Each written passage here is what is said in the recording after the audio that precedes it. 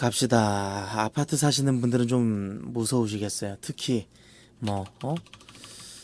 2층, 3층 사시는 분. 자, 갑니다. 제목: 아파트 계단의 여자.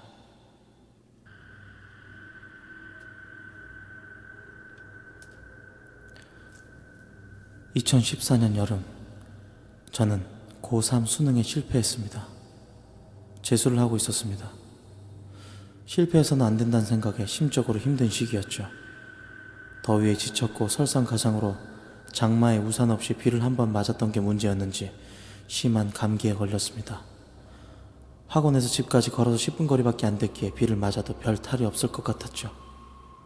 그날 비를 흠뻑 맞고 집에 도착해서 씻고 누우니 얼마 지나지 않아 가위에 눌리더군요. 평소처럼 딱히 보이는 것 없이 삐 하는 소리가 들렸고 누군가가 쳐다보는 듯한 기분에 으스스하긴 했지만 대수롭지 않게 생각했습니다. 손가락을 움직이니 가위에서 풀렸고 그렇게 몇 번을 반복하다 잠이 들었습니다. 문제는 그 다음 날이었습니다. 그날 역시 비가 쏟아졌지만 일찍 학원에 갔습니다. 아침부터 열이 나기 시작했죠. 선생님께서는 제게 너무 힘들어 보이니 푹 쉬고 오라고 하셨지만 그때 무슨 오기였는지 주말이라 오후 6시까지 여는 학원에 끝까지 남았습니다. 그러고는 도서관에 가서 더 공부를 하다 자정이 되어서야 집에 갔습니다. 담배 하나 피우고 들어가자는 생각에 불을 붙이고 아무 생각 없이 불 꺼진 아파트를 올려다봤습니다. 15층부터 천천히 내려보고 있었는데 9층과 10층쯤 사이 계단의 창문으로 검은 형체가 보였습니다. 뭔가 이상했습니다. 형체가 가만히 서 있는 것도 아니고 왔다 갔다 했는데도 사람이 있으면 자동으로 켜져야 될 센서가 전혀 작동하지 않았었죠. 센서 불이 고장난 건가 생각하며 그 창문을 계속 보고 있었습니다. 그런데 갑자기 그 형체가 멈춰서더니 제 쪽을 쳐다보더군요. 양손으로 창문을 미친 듯이 두드리기 시작했습니다. 그 모습에 너무 섬찟해서 바로 아파트 안으로 들어갔고 다행히 엘리베이터가 1층에 있었기에 재빨리 문을 닫았습니다. 그 순간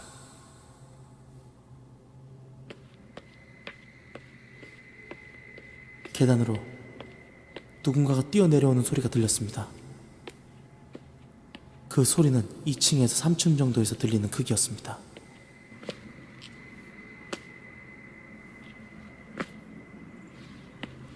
그 몇 초 사이에 9층 정도에서 2층 정도까지 내려올 수 있나? 그런 의문이 들었었습니다. 겨우 닫힌 문을 보고 안심하며 그냥 누가 장난치나 보다 싶었지만 그 소리는 그것으로 끝이 아니었습니다. 엘리베이터에서 내린 후에 현관문 도어락을 열려고 하는데 이번에는 계단을 뛰어 올라오는 소리가 들렸습니다. 홧김에 그래, 누가 장난치나 한번 보자 하고 집에 들어가지 않고 기다려봤는데 바로 밑에 층에서 발소리가 멈추더군요. 지금은 그 일을 가장 후회하고 있습니다. 왜 그렇게 정체를 확인해보고 싶었는지 몰랐습니다. 저희 아파트는 엘리베이터에서 내리면 바로 정면에 계단이 있습니다. 그 계단 틈 사이로 밑을 내려다볼 수 있었죠. 그 틈을 통해 밑을 내려다봤고 온몸이 굳는다는 것을 처음으로 느꼈습니다. 틈 사이로 얼굴이 하나 보였습니다. 20대 초반으로 보이는 여자 얼굴은 새빨간 피로 범벅이 되어 있었습니다. 그 여자는 고개를 위로 들고 최대한 소리를 내지 않으려고 천천히 걸어 올라오고 있었습니다. 그런데 저와 눈이 마주치자마자 저를 향해 뛰기 시작했습니다. 영화에서나 보던 그런 광경에 굳어버린 몸을 겨우 움직여 현관문을 열고 들어갔습니다. 집에 계시던 어머니가 왜 그렇게 얼굴이 창백하냐고 물어보더군요. 엄마 누가 있어? 엄마. 다친 건지 모르겠는데 얼굴에 피가 잔뜩 묻어 있어. 제 말을 듣고 놀라신 어머니께서 인터폰으로 경비 아저씨를 부르셨습니다. 경비 아저씨께서 제 말을 듣고 아파트 계단을 전부 살펴보았지만 어디에도 그런 여자는 없다는 얘기뿐이었습니다. 계단 센서 등 역시 고장 나지 않는 상태였고요. 그날의 일은 제가 몸과 마음이 너무 힘들어 헛것을 봤구나 싶었습니다. 저도 지쳐서 잠들었으니까요. 그렇게 그 일이 지나가나 싶었지만 그게 끝이 아니었습니다. 바로 지난해였습니다. 저는 대학에 들어가 1학년을 마치고 가려던 군대에 떨어져 어쩔 수 없이 2학년 1학기도 모자라 2학기까지 다니게 되었습니다. 그 시기에 가정 형편도 어려워지고 4년을 넘게 만났던 여자친구와도 헤어지면서 마음이 지칠 대로 지쳐 있었습니다. 그러다 보니 밤에 가만히 있으면 우울한 생각만 하게 되고 혹시 극단적인 선택이라도 할까 무서워 술집 아르바이트를 했습니다. 몸은 힘들더라도 바빠서 우울한 생각을 할 겨를이 없었기에 괜찮은 선택이라 생각했습니다. 그런데 그날도 그때랑 똑같았습니다. 그날은 비가 내렸습니다.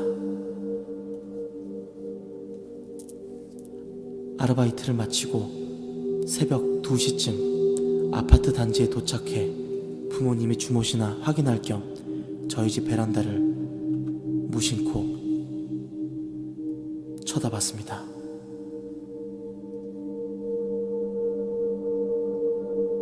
불이 꺼진 걸 보고서 주무시나 보다 하고 들어가려는데 9층, 10층 정도 되는 계단에서 전등이 또 꺼졌다 켜졌다 반복을 하는 겁니다. 순간 그때 일이 떠올랐습니다. 제발 아무도 없길 바라며 아파트 계단 창문을 전부 훑어봤는데 다행히도 사람의 형태는 보이지 않았습니다. 센서 등만 깜빡였기에 이번엔 전등이 고장이 난 게 아니라는 것을 확실하게 느끼고 그리고는 엘리베이터에 탔습니다. 누군가가 2층에서 3층에서 계단을 또 내려오는 소리가 들렸습니다.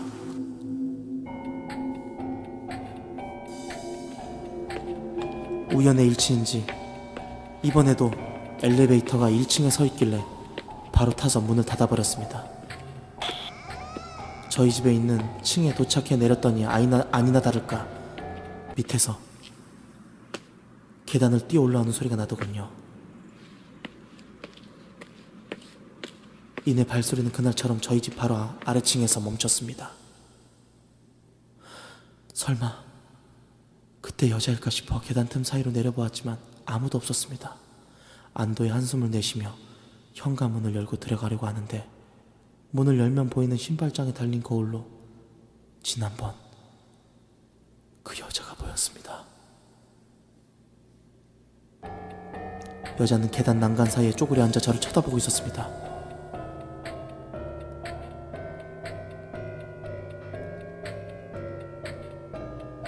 전처럼 얼굴에 피가 잔뜩 묻어있는 채로 씩 웃더군요.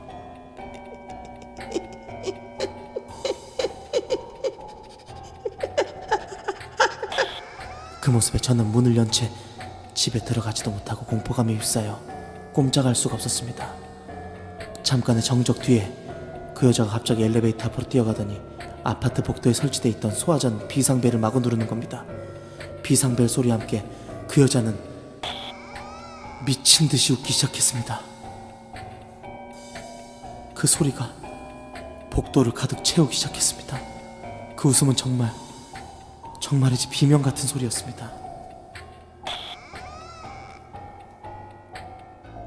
그리고 저는 저를 향해 달려왔습니다. 그 이후는 어떻게 되었는지 기억이 나질 않습니다. 눈을 떠봤습니다. 제 침대였고 아버지께서는 안방에 계시다가 비밀번호 누르는 소리가 나길래 제가 왔구나 싶으셨다고. 그러다 갑자기 쿵 하는 소리가 들리게 나가봤더니 제가 식은땀으로 범벅이 된 채 현관문 앞에 쓰러져 있었다고 합니다. 2번씩이나 그런 일을 겪고 그냥 지나칠 일이 아니라며 아버지께서는 경비 아저씨께 그날 아파트 CCTV를 확인해달라고 부탁하셨습니다. 확인 결과 특이한 사람은 찍히지 않았다고 하더군요. 계단 센서 등 역시 고장 없이 멀쩡했고 동네 주민들 외에 그 여자는 보이지 않았다고.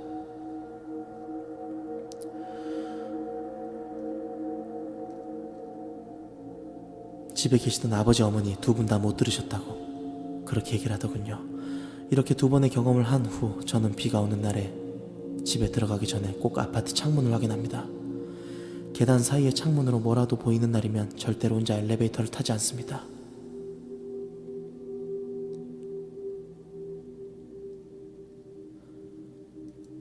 가위에 눌려도 귀신 한 번 보이지 않았는데 맨정신에 그런 광경을 마주쳤다는 공포감에 종종 소름이 돋습니다.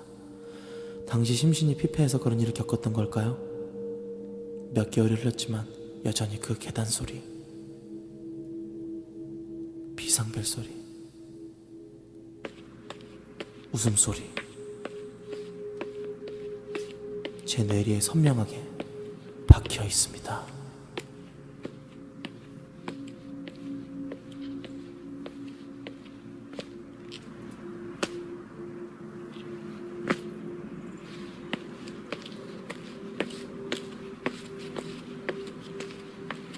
여기까지입니다.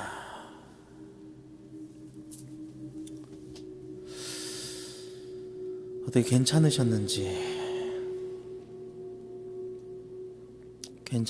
모르겠네.